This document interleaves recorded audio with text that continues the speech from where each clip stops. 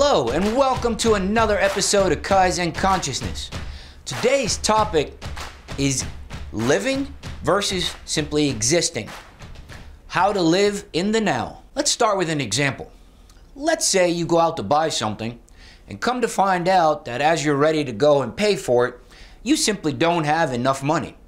You search around, you don't have any cash, you don't have the right credit card and the right debit card, you simply can't pay for it. According to Ivan Pavlov, when something like this happens to you and you perceive yourself either to be taken advantage of or a victim, the next time something happens to you that triggers this similar reaction in you, you will react the same way that you did to this event. What that means is you are a victim of your past. This is what we call existing. So let's take a look on the other side. Here, the event happens and you immediately strategize some sort of action to move yourself and your energy forward. You start to live in the now. This is what we refer to as living. Now, I'm sure you've heard it said that life is a process. This is because change is always happening.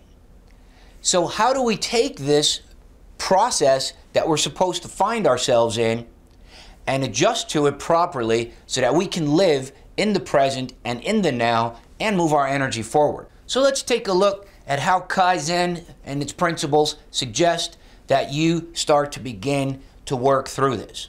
Most people, we know, don't handle change easily, especially large change. So let's take a look at the example from earlier where you want to pay for something and you find out you don't have the funds. Most people will probably say to themselves, as soon as the event is being processed, I will never have this experience again. So this is a very large reaction to change. They might say, this will never happen again because I will always have money in my pocket. I will always have money in my account. However, that may be too big of a change.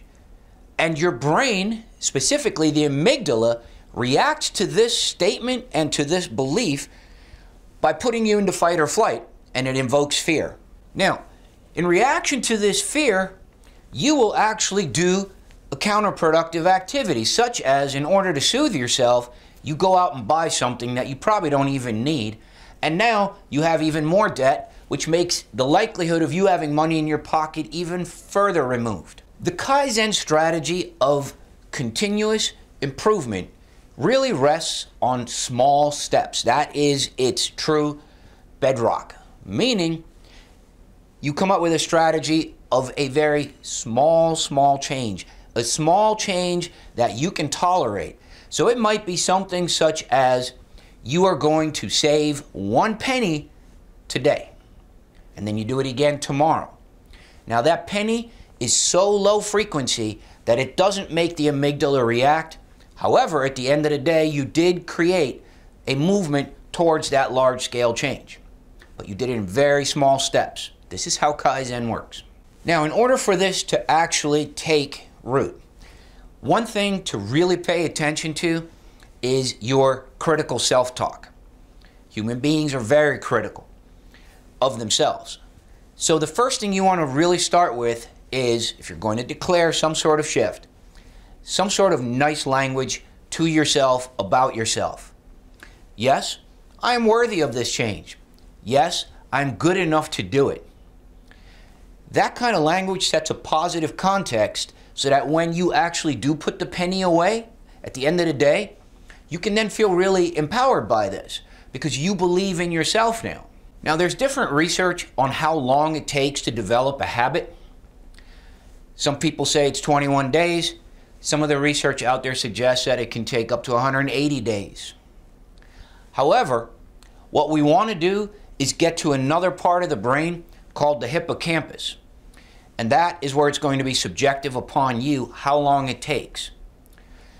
Typically, it's going to take you 30 days or maybe a little bit longer, but certainly no less. And I'm not here to quabble about the days. What I want to say to you is, if you start to make a change and you practice it every single day, you're now getting to the hippocampus, which deals with the storage of information, The hippocampus functions best when there is repetition. So with this repetition, you're going to create new neural pathways, which are new ways of thinking, which are now embedded in this context of positive thoughts about yourself.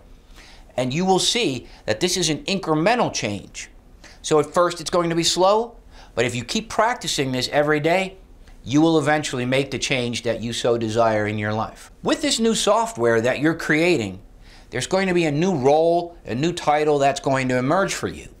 Instead of the person who can't pay their bills and who has to be embarrassed at the checkout counter, you're going to become a competent money manager, because that's what you're laying down all this work for. So think about it this way. When you use Kaizen, you're becoming sort of a stealthy ninja who starts to operate very low key but very frequently without invoking the amygdala, fight or flight, and fear responses. And you're very competently moving your life forward on a daily basis. This is the Kai-Zen Consciousness. When you live in the Kaizen Consciousness, any change you want to make is possible, because you're going to take the small incremental steps of how to get there. So thanks for watching another episode of Kaizen Consciousness, where the possibilities are endless.